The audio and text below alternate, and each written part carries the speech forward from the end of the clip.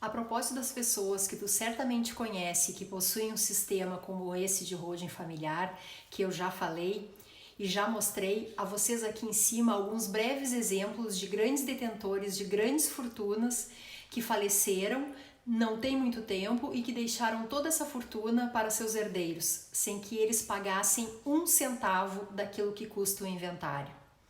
Porque todos eles já tinham um sistema de holding familiar devidamente construído e organizado e que não teve inventário. Então dei o exemplo do Norberto Odebrecht, do Roberto Marinho, do Antônio Emílio de Moraes, mas não só esses.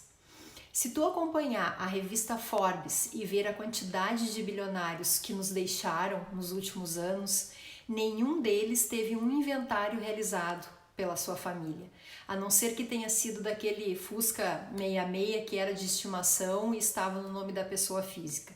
Fora isso, não existe. Entre eles, vigora a máxima de que quem morre não tem que ter bens em nome próprio. Quem morre, se tiver bens em nome próprio, deixa problema para os seus filhos, para os seus herdeiros. E aí os exemplos são muitos. Eu posso mencionar aqui, por exemplo, o Roberto Civita, do Grupo Abril, os irmãos Safra, o Moisés Safra e Edmundo Safra, do Banco Safra, o Samuel Klein, das Casas Bahia, o nosso ex-vice-presidente José de Alencar, da Coteminas. E nessa lista também tem a Dirce Navarro, de Camargo, da Camargo Correia, que faleceu aos 100 anos de idade, a dona da Camargo Correia, e que deixou suas filhas, suas herdeiras, entre elas a Renata Camargo. A Renata Camargo, logo depois daquele grande envolvimento da Camargo Correia com o escândalo e o acordo de leniência, ela foi lá na ilha de Manhattan e comprou um apartamento no prédio mais caro do mundo. O prédio mais caro do mundo em plena Central Park. A Renata Camargo, ela pagou 30 milhões de dólares nesse apartamento.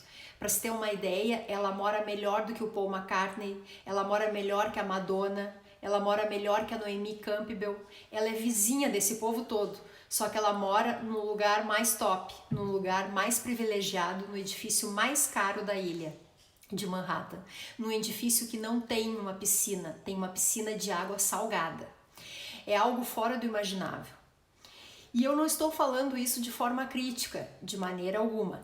Isso só mostra que o patrimônio estava todo organizadinho de forma lícita e que mesmo depois de um acordo de leniência bilionário, ainda assim aquilo que era patrimônio pessoal continua na família, sem ter nenhum arranhão em relação a problemas vivenciados pela empresa. Tudo porque foi organizado de forma lícita e com inteligência, da forma que os países realmente civilizados se organizam, de forma que os países são mais evoluídos do ponto de vista de mercado, do ponto de vista das relações capitais. Eles se organizam e isso tudo está conhecendo aqui agora. Mas isso não é só desconhecido de ti, é desconhecido de muita gente, é de grande parte do povo brasileiro.